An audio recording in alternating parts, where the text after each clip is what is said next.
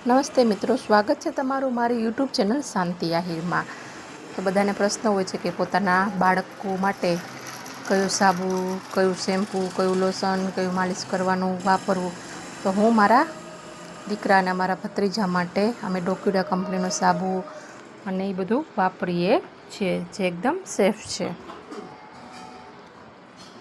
Like કરો, share કરો અને સબસ્ક્રાઈબ કરવાનું ભૂલતા નહીં।